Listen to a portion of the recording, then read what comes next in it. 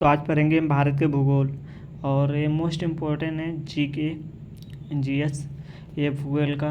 और आपको हर एक एग्ज़ाम में एसएससी है, यूपीएससी है, आल स्पेशल स्टेट का, अदर स्टेट का, सब में पूछता है। तो मोस्ट इम्पोर्टेंट वीडियो होने वाली है हिमालय से। ओके फ्रेंड, तो चलिए हम वीडियो शुरू करते हैं। तो बिना देर किए तो देखिए हिमालय।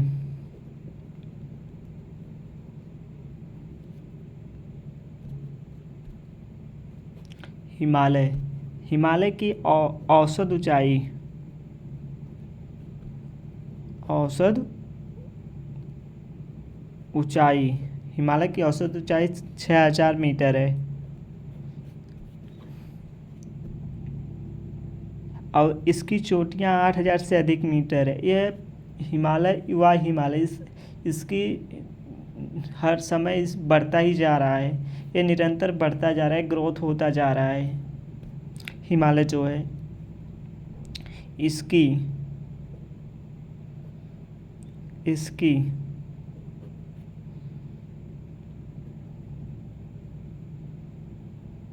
इसकी चोटियाँ 8000 मीटर से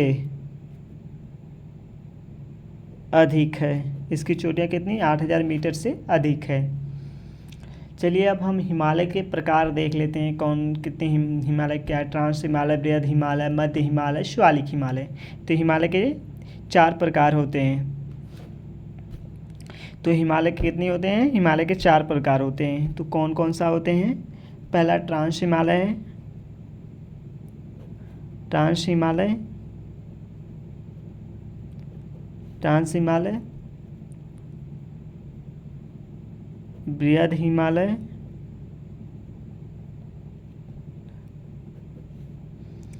और मध्य हिमालय,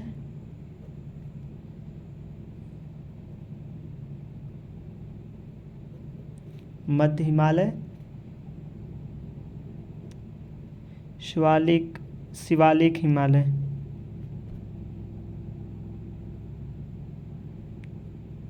शिवालिक हिमालय। तो हिमालय कितनी है? Types of Himalaya. तो 4 प्रकार के हिमालय हैं। तो हम एक एक करके हिमालय के बारे में देखेंगे। तो जो शिवालिक की औसत ऊंचाई है इसका 600 से 1500 मीटर है। और बात करें वही मध्य हिमालय की, तो इसकी 1500 से 4500 मीटर ऊंचाई है। बृहद हिमालय की ऊंचाई 6000 मीटर है। सबसे ज़्यादा ऊंचाई बृहद हिमालय का है। ओके, तो पहले हम बृहद हिमालय से स्टार्ट करेंगे। और ट्रांस हिमालय की जो है 6000 मीटर, इसका भी 6000 है। ये जो ट्रांस हिमालय काराकोरम के अपेक्षाकृत अधिक छोटी है। काराकोरम। ओके, तो काराकोरम। तो चलिए शुरू करते हैं। पहले हम बृहद हिमालय के से देखते हैं। बृहद हिमालय, बृहद हिमालय। तो यह मध्य गहरी, इसमें क्या है कि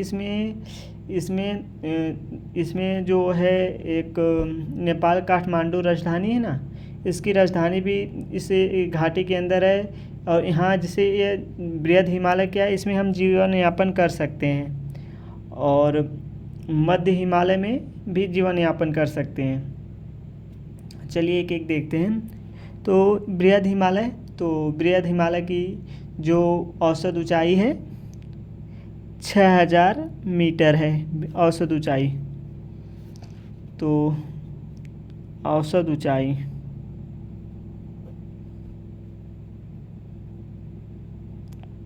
औसत ऊंचाई कितनी है? 6000 मीटर फ्रेंड्स। और यह समीप मध्य हिमालय के समीप घाटी में स्थित है। तो यह बृहद हिमालय,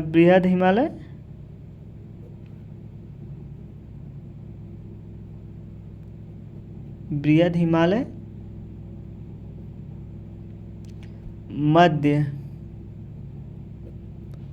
मध्य हिमालय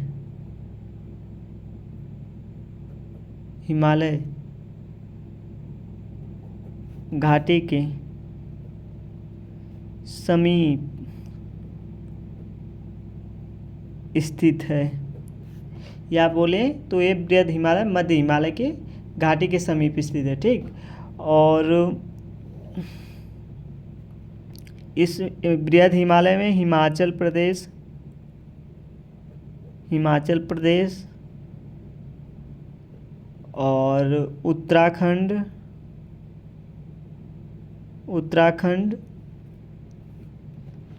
और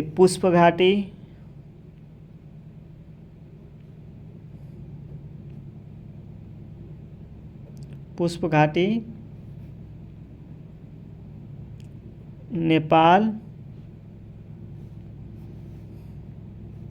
जो नेपाल की राजधानी काठमांडू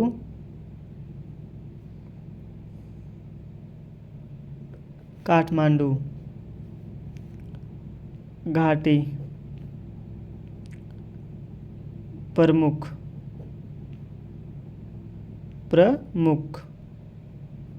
यहाँ पर जीवन यापन होता है।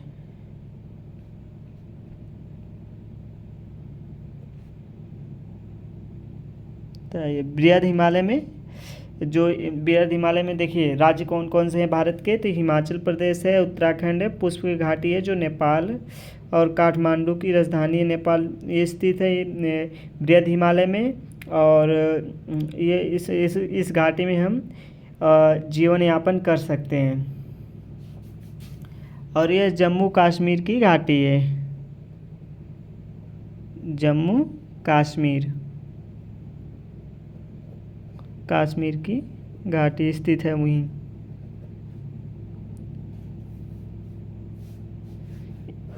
जम्मू कश्मीर की घाटी, ठीक, इसमें जम्मू कश्मीर भी समी आता है। इसके बाद मध्य हिमालय की बात करें, मध्य हिमालय, तो मध्य हिमालय में क्या है, ये शिवालिक मध्य है, देख शिवालिक से मध्य, वो किसका, ये बृहद हिमालय मध्य हिमालय की घाटी के समीप स्थित था, और ये शिवालिक के मध्य कुल्लू के मनाली घाटी के समीप स्थित है। ठीक है, यह मध्य हिमालय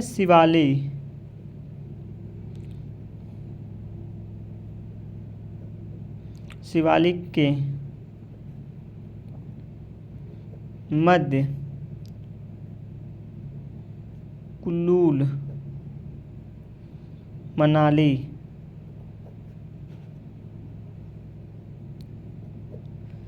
घाटी स्थित है, समीप है। समीप मतलब समझ रहे हैं, जैसे मध्य हिमालय इससे लगा है शिवालिक कुल्लू मनाली की घाटी, इसी तरह बृहद हिमालय का जो है बृहद हिमालय से मध्य हिमालय की घाटी के समीप स्थित है, इससे सटा मध्य हिमालय है बृहद हिमालय, इस तरह लिंक है। ओके, तो आई होप आपको इसका मतलब समझ में आया होगा इस शब्द का। फिर अब इसके बाद देखिए इसमें कौन कौन से, इसमें अरुणाचल प्रदेश है, अरुणाचल प्रदेश, और दून की घाटी। अब दून की घाटी नहीं समझ रहे होंगे आप, देखिए जो अरुणाचल प्रदेश है ना, हमारा हिमालय कैसे है, जैसे जो राजधानी जो उसका कैपिटल है, नेपाल का कैपिटल है काठमांडू ना, तो काठमांडू होते हुए उस घाटी से होते हुए अरुणाचल प्रदेश, ठीक है, तो इधर तो कम है, इधर दबा हुआ भाग है, जैसे एक बोरी दबा है उभरा हुआ, तो जिस मतलब अरुणाचल प्रदेश वरी जाएगा उस तरह मतलब छिछला है, मतलब दबा हुआ है, एक तरह खलार की तरह है। और इधर जम्मू कश्मीर वरी बहुत ऊंचा है तो उस तरह है, तो यह युवा पर्वत है, यह निरंतर बढ़ती जा रही है। बात करें तो युवा पर्वत है जो हिमालय है, एक युवा पर्वत है। यह इसकी औसत ऊंचाई 6,000 मीटर से भी अधिक, 8,000 मीटर इसकी चोटियाँ हो गई है। तो ये इसकी निरंतर ग्रोथ होता जा रहा है, बढ़ता जा रहा है। तो जो दून की घाटी है ना, जस्ट अरुणाचल प्रदेश के जस्ट समीप दून की घाटी है। फिर उसके उत्तराखंड, द्वार पश्चिम बंगाल के असम प्रमुख है। देखिए उत्तराखंड, हमने बताया कि उत्तराखंड बृहद हिमालय में था। तो उत्तराखंड के कुछ भाग द्वार पश्चिम बंगाल के असम प्रमुख है। देखिए असम तक भी इसका अंश है जो मध्य हिमालय का। तो दून की घाटी और उत्तराखंड द्वार, छोड़िए ये शब्द नहीं लिखेंगे, पश्चिम बंगाल। अब तो पता ही है पश्चिम बंगाल सिक्किम और अरुणाचल प्रदेश तक चला गया है। असम, पश्चिम बंगाल और असम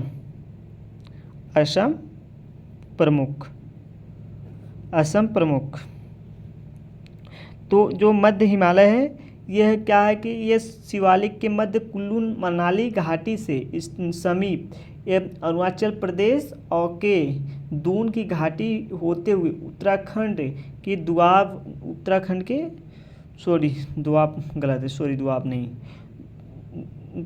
के समीप उसका अधिक थोड़ा सी भाग है उत्तराखंड के। फिर वो पश्चिम बंगाल से असम के प्रमुख तक मध्य हिमालय है।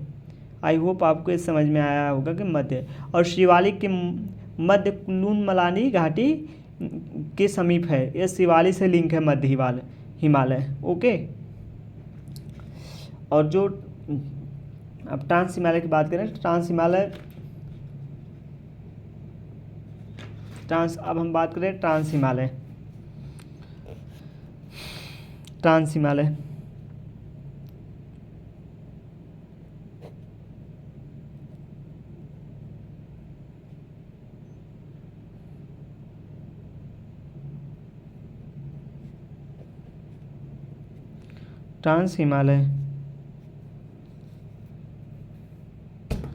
अब ट्रांस हिमालय के अंतर्गत काराकोरम है। ठीक है, ट्रांस हिमालय के अंतर्गत काराकोरम। अब बात करें काराकोरम तो एक दर्रा भी है। हमने दर्रा के बारे में वीडियो बनाए हैं। प्रमुख दर्रे हैं जो बहुत मोस्ट इम्पोर्टेंट है। आप वीडियो देख लीजिएगा, आज ही मैं अपलोड कर दूंगा, इसके साथ ही अपलोड करूंगा। तो काराकोरम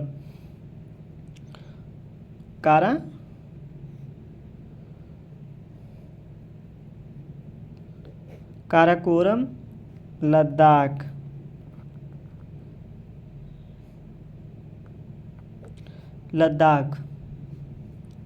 काराकोरम लद्दाख, जास्कर, कैलाश आदि पर्वत श्रेणी आती हैं जो ट्रांस हिमालय में। तो पूछ सकता कि ट्रांस हिमालय में काराकोरम किस हिमालय में आता है, तो ट्रांस हिमालय में आता है। और कैलाश, जास्कर सब ट्रांस हिमालय में आता है। जास्कर, कैलाश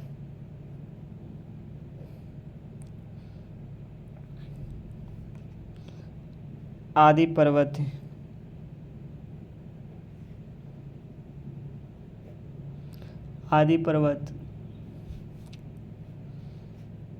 जिनका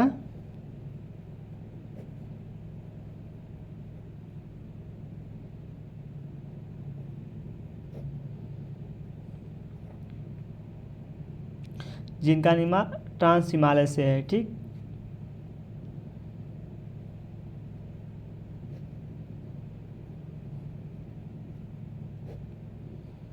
जिनका निर्माण ट्रांस हिमालय से है। ये हिमालय की सबसे ऊंची चोटी भी ट्रांस हिमालय पे ही मिलती है। K2 चोटी जो है गाडविन आस्टीन 8,611 मीटर है। काराकोरम श्रेणी के सर्वोच्च चोटी है। ये भी पूछ सकता है कि काराकोरम के सर्वोच्च चोटी कौन से है, K2 है, गाडविन आस्टीन। ओके। इसका मतलब शुद्ध नेम है, तो शॉर्टकट K2 है।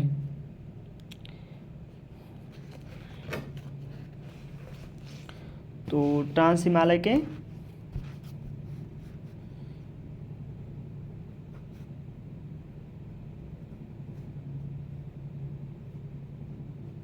ट्रांस हिमालय सबसे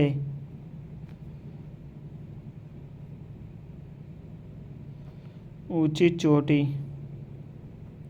सबसे ऊंची चोटी कौन सा है? K2। ऊंचाई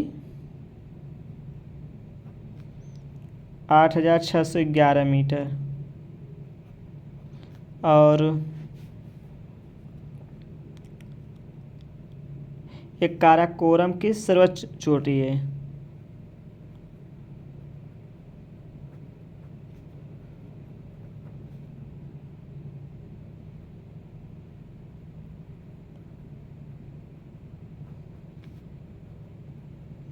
सर्वोच्च चोटी है, काराकोरम की सर्वोच्च चोटी है।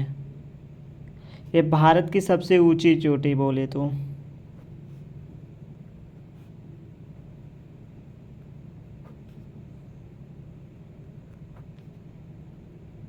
चोटी भारत की सबसे ऊंची चोटी है।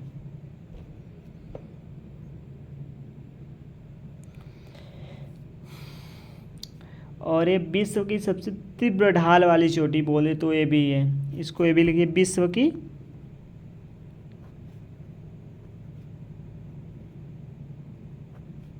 सबसे तीव्र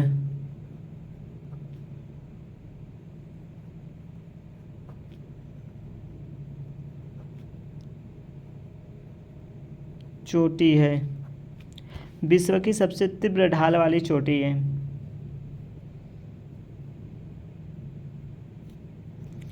समीप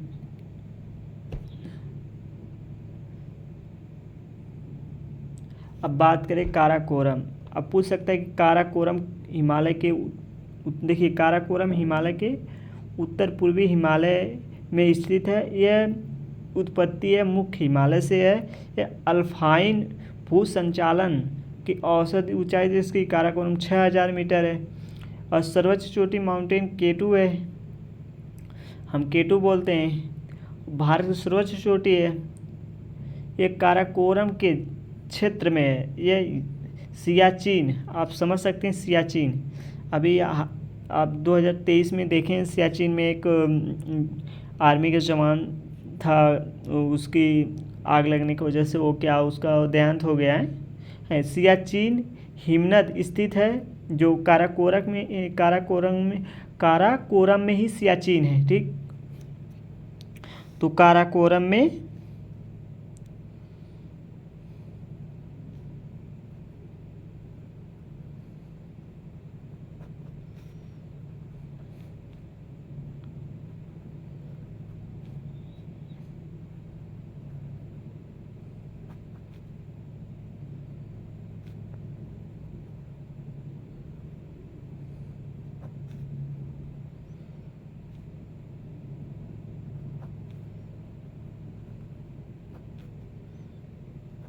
काराकोरम में सियाचिन है, जो कि सबसे ठंडा क्षेत्र है।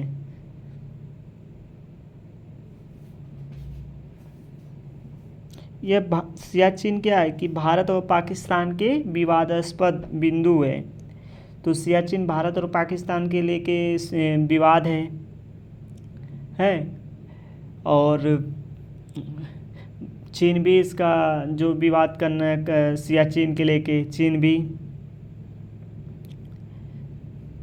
तो यही सब विवाद था जिसके कारण सियाचिन के लेके भारत और पाकिस्तान में भी विवाद है। आई होप आपको ट्रांस हिमालय के बारे में समझ में आया। तो हमने कौन कौन सा हिमालय बताया? टाइप्स ऑफ 4 हिमालय था ना।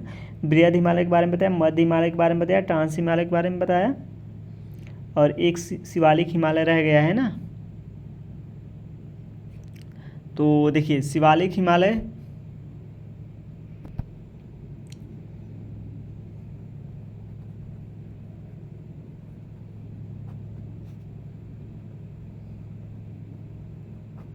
शिवालिक हिमालय। तो शिवालिक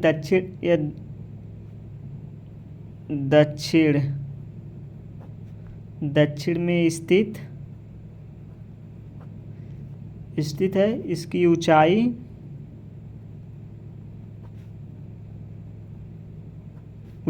600 मीटर से 1500 मीटर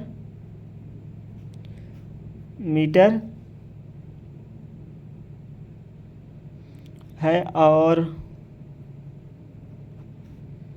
यहाँ पर जीवन यापन नहीं होता है।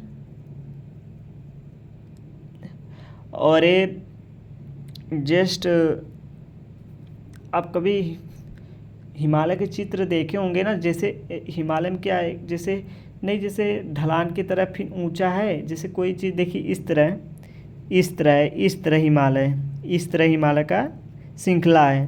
तो यही शिवालिक हिमालय है, ये शिवालिक हिमालय। फिर इसके बाद आते जो नेपाल, अरुणाचल प्रदेश, तो यह था मध्य हिमालय, फिर ट्रांस हिमालय ये है। तो सबसे अधिक ट्रांस हिमालय की ऊंचाई सबसे अधिक 6000 मीटर है। आई होप आपको समझ में आया होगा। एक कुल्लू मनाली के समीप है ये शिवालिक हिमालय। आई होप आपको समझ में आया होगा फ्रेंड्स। मतलब बहुत से लोग, बहुत से दोस्त, जहाँ यस सिंगुलर हो गया बहुत हो जाए। एक वचन, बहुवचन, द्विवचन के नाम तो पढ़े होंगे आप लोग हिंदी में। 3 वचन होते हैं ना, एक वचन, बहुवचन, द्विवचन।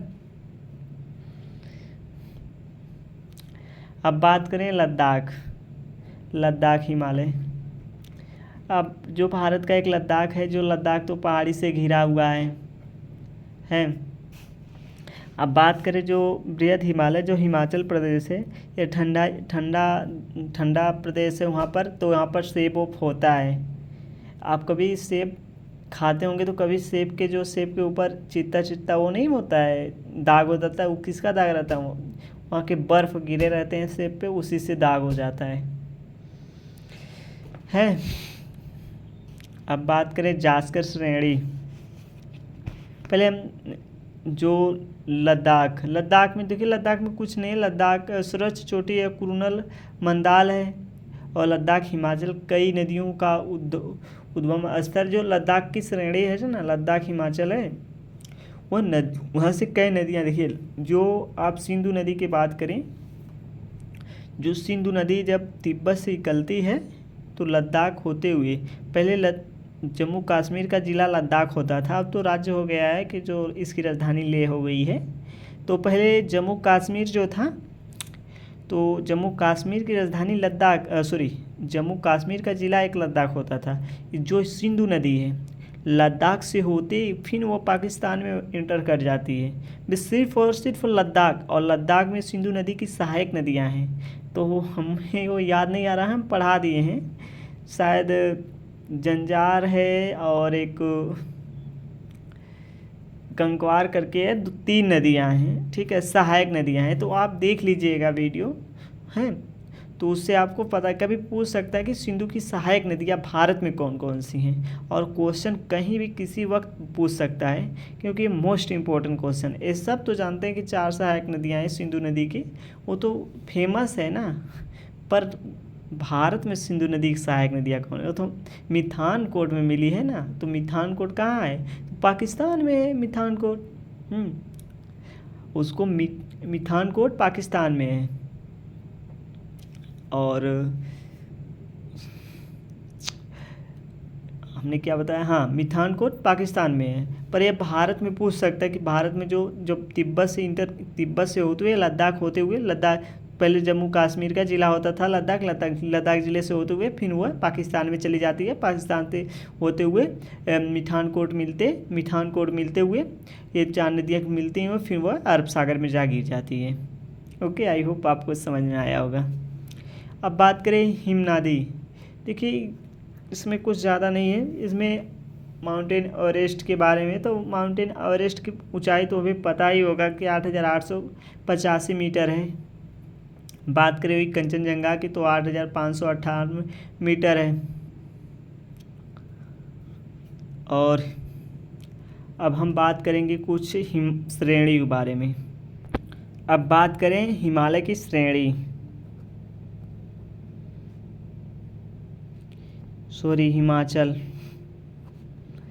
हिमाचल या हिमाचल श्रेणी,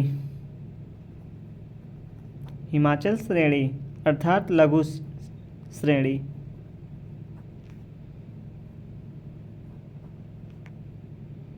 मध्य,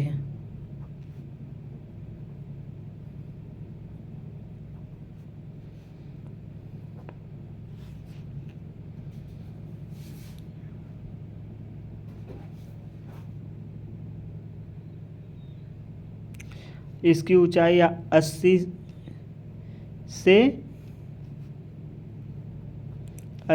से 100 किलोमीटर, यह सामान्य ऊंचाई है, सामान्य ऊंचाई है।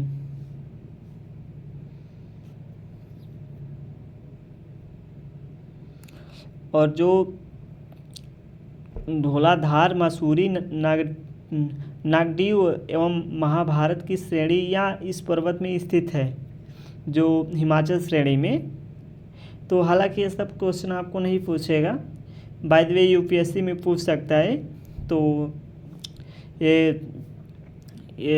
धौलाधार हो गया, मसूरी हो गया, नगटिवा हो गया और महाभारत श्रेणियाँ इस पर्वत में स्थित है। बाय द वे पूछ सकता है कि हिमाचल श्रेणी में हिमाचल या लघु मध्य हिमाचल होता है ना, मध्य हिमाचल।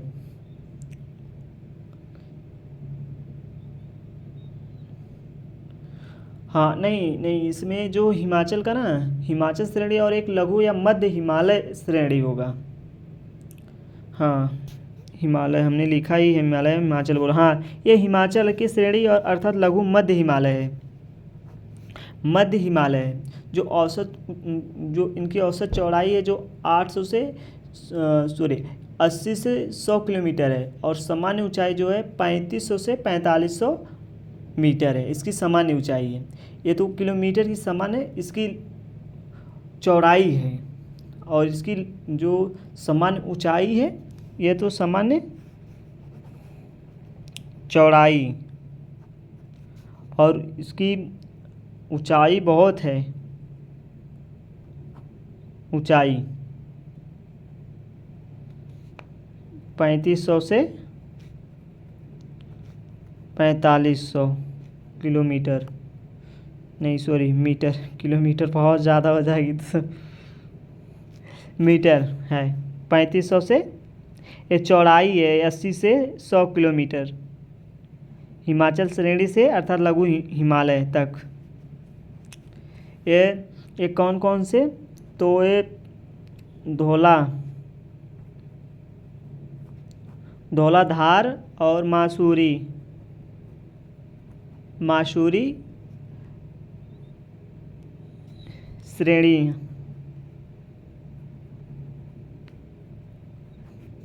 श्रेणियाँ पर्वत हैं।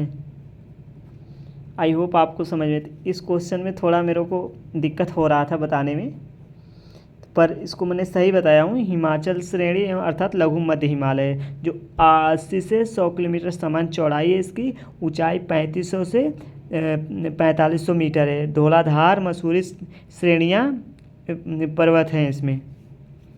आई होप आपको ये समझ में आ गया होगा फ्रेंड। अब बात करें तो लघु हिमालय की, इसका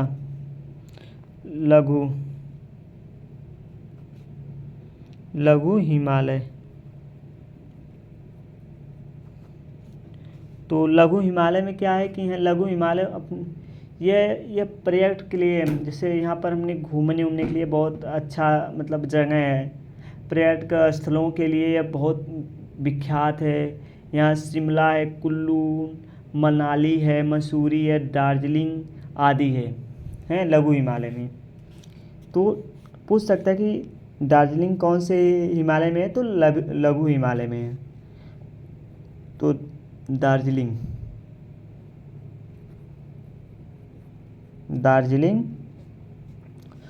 मनाली, मनाली और शिमला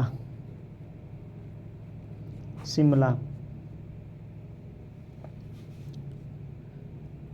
आदि पर्यटक के लिए।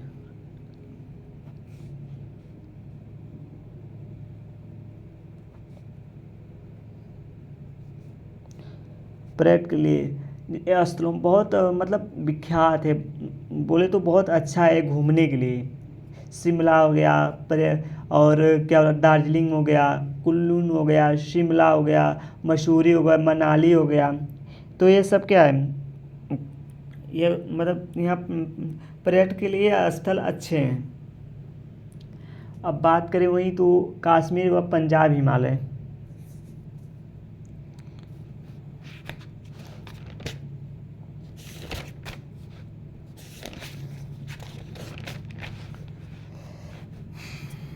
कश्मीर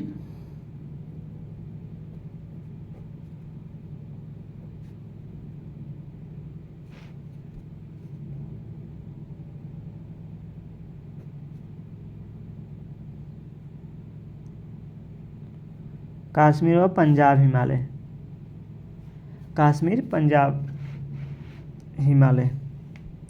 तो देखिए कश्मीर व पंजाब हिमालय ये सिंधु नदी के गार्ज से बात करें तो यहीं मिलती हैं। सिंधु और पंजाब में ही सिंधु और सिंधु नदी और सतलज नदी के जो गार्ज बनते हैं लगभग 560 किलोमीटर विस्तृत है इसका गार्ज। सतलज और सिंधु नदी की जो गार्ज बनते हैं,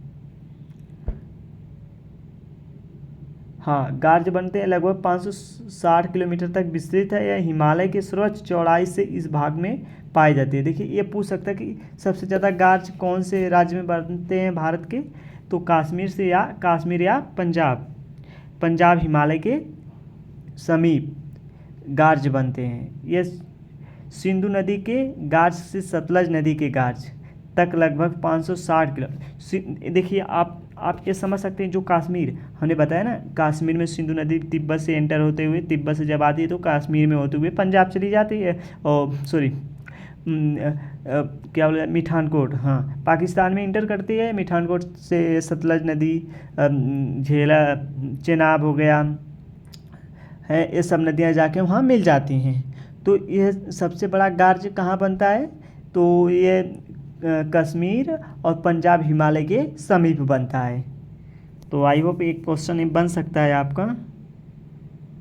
तो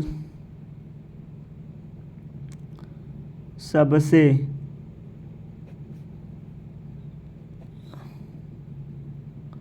गार्ज, तो ये कहाँ बनता है, सतलज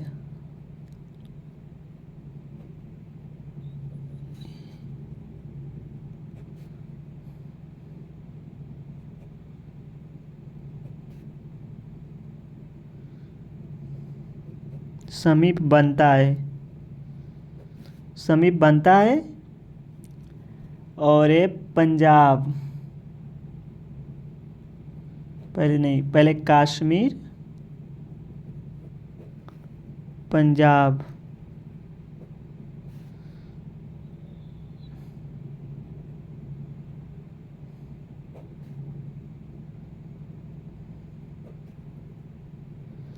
कश्मीर और पंजाब के हिमालय के मध्य बनता है। आई होप आपको ये समझ में आया।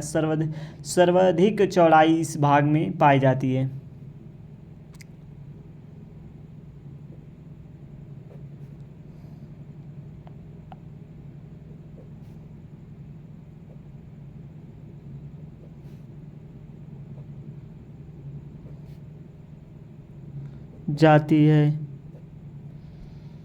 सर्वाधिक चौड़ाई इस भाग में पाई जाती है। आई होप आपको समझ में आ गया होगा। अब पंजाब हिमालय को कश्मीर हिमालय भी कहते हैं।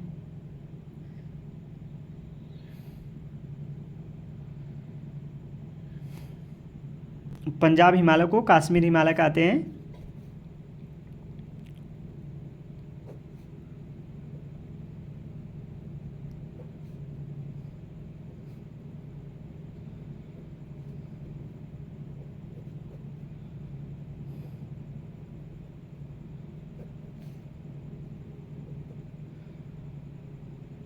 कहते हैं। और यहीं वैष्णो देवी मंदिर वैष्णो देवी मंदिर अमरनाथ गुफा के ठीक समीप है।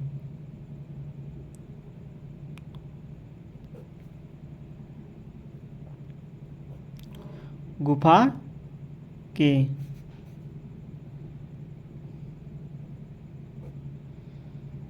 समीप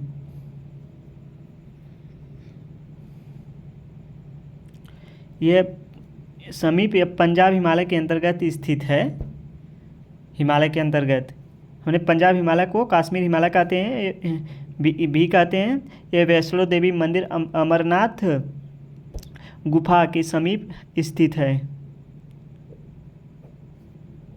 पंजाब हिमालय, क्योंकि आप लोग को और नहीं समझ में आएगा, हम लिख देंगे तो और समझ में अच्छा आएगा कि पंजाब हिमालय में स्थित है वैष्णो देवी मंदिर, जो अमरनाथ गुफा के समीप स्थित है। आई होप आपको समझ में आ गया होगा फ्रेंड्स। तो देखिए, और जो करेवा है ना, करेवा का मतलब समझ नहीं रहे, जो बर्फ़ द्वारा लाई गई जड़ोड़ है उसे करेवा कहते हैं। तो कश्मीर के में समीप ही स्थित है। अब बात करें कुमायूं हिमालय, थोड़ा हम पानी पी ले रहे हैं।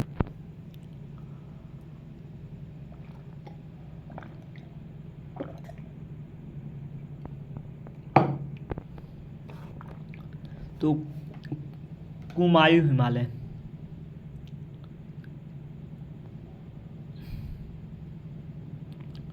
कुमायूं हिमालय क्या है?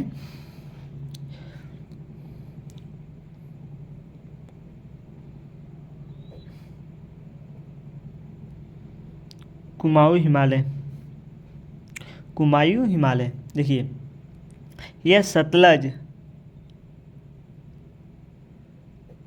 नदी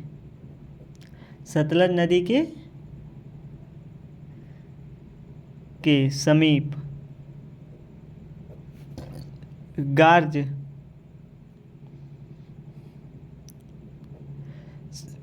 गार्ज से काली नदी के गार्ज 320 किलोमीटर तक फैला है। ओके, तो कुमायूं हिमालय यह सतलज नदी के समीप गार्ज के काली नदी के गार्ज 320 किलोमीटर तक फैला है। तो ये देखिए क्वेश्चन, इसमें क्वेश्चन कैसे बन सकता है? तो ये पूछ सकता है कि जो सतलज नदी के गार्ज से काली नदी के गार्ज तक कुमायूं हिमालय कितनी किलोमीटर तक फैला है, इस तरह क्वेश्चन बना सकता है। आप बता सकते हैं कि 320 किलोमीटर तक फैला है।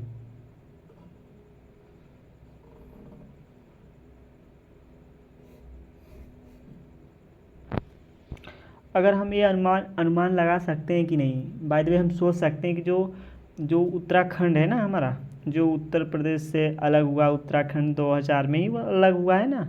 हाँ 2000 में अलग हुआ है। मुझे एग्जिट उसका डेट नहीं पता है, पर 2000 में अलग हुआ है।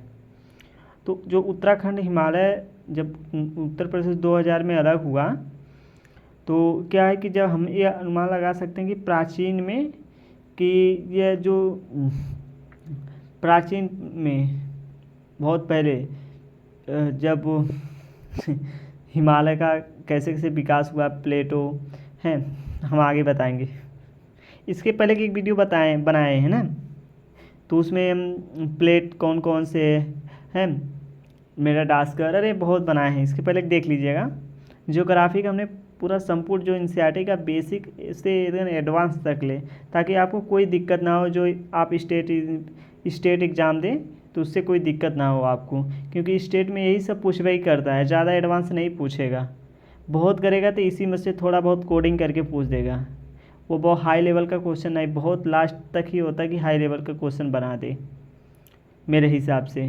तो इतनी एडवांस नहीं पूछता है, तो ज़्यादा आप एडवांस ना आ जाइएगा तो अच्छा रहेगा। देखिए मुख्य जो विस्तार है ना, जो उत्तराखंड के हिमालय प्रदेश में, जैसे हमने अनुमान लगाते हैं कि जो पहले झील उड़ रही की होंगी तो वह सूख गई होंगी। ठीक, अब जब जब हिमालय विस्तृत हुआ, बड़ा, जब हिमालय का भाग बढ़ा हुआ तो क्या है कि जो बढ़ने की वजह से जो आदि तो बर्फ़ जम गया होगा, जो भी झील रही होंगी, और कुछ सूख गई होंगी, तो वह वहाँ के जो क्षेत्र सूखा हुआ होगा तो वहाँ के क्षेत्र में उपजाऊ थोड़ा कुछ, मतलब नहीं, जैसे हम कोई, अभी आप देखते हैं कि जैसे जो गंगा नदी है उसके किनारे जब जो ठंड के महीने में, ठंड और अप्रैल मई में देखेंगे तो लोग अरे मार्च अप्रैल मई फरवरी से लोग क्या बोने लगते हैं, जैसे जो खाने वाला सामान जैसे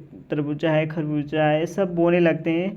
तो इसी तरह मतलब जब सूख जाता है, ठीक है, तो उसी तरह इसका उदाहरण है कि जो उत्तराखंड जो हिमालय है उसके समीप जो हमें अनुमान लगाया जाता है कि वो प्राचीन में वह जो झील थी वहाँ के जब सूख गई होंगी तो वहाँ उपजाऊ भाग बन गए होंगे, तब वहाँ जो उत्तराखंड में तो उपजाऊ भाग हो गए होंगे।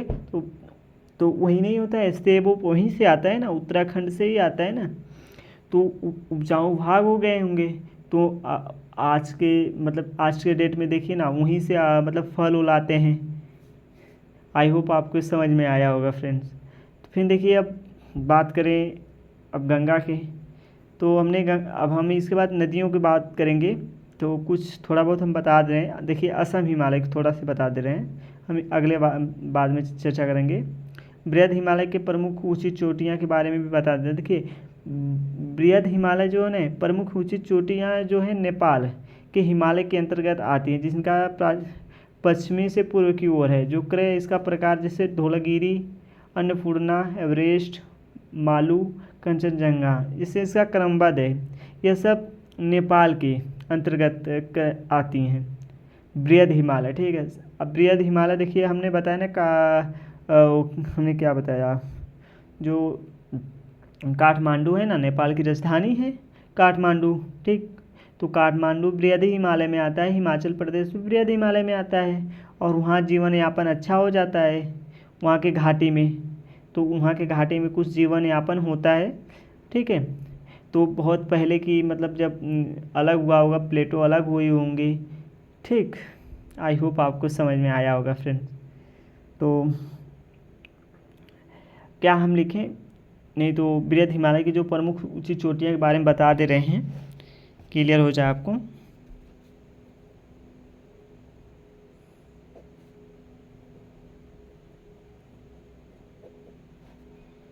बृहद हिमालय की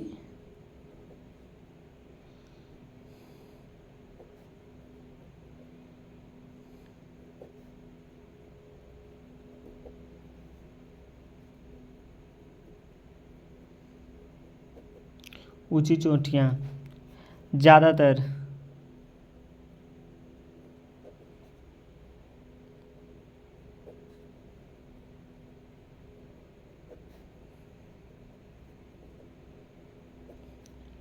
नेपाल के बारे में, जैसे धौलागिरी,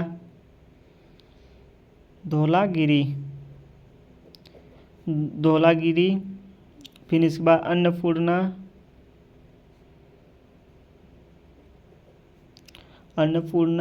एवरेस्ट,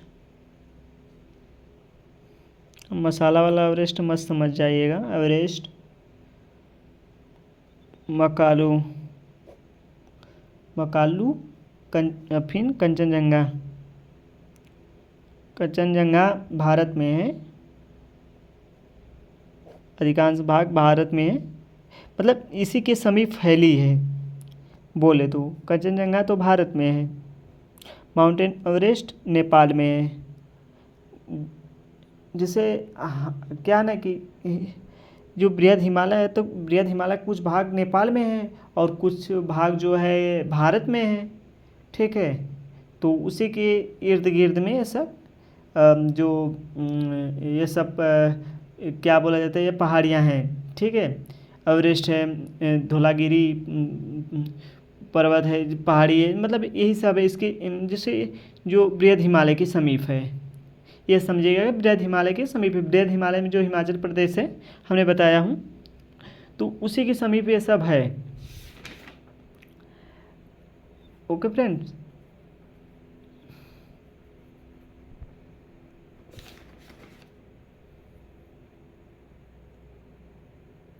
तो हम अगले वीडियो में मिलते हैं, तब तक के लिए बाय। और आप पूरा वीडियो देखिए और 1 ना 2 बार देखिए, समझ में ना आया और लिख के नोट बना दीजिए। नोट बना लेंगे तो उसको 2 बार 3 बार देखिएगा और आपको पूरा समझ में आ जाएगा फ्रेंड। ओके, और मोस्ट इम्पोर्टेंट वीडियो है। Okay friend.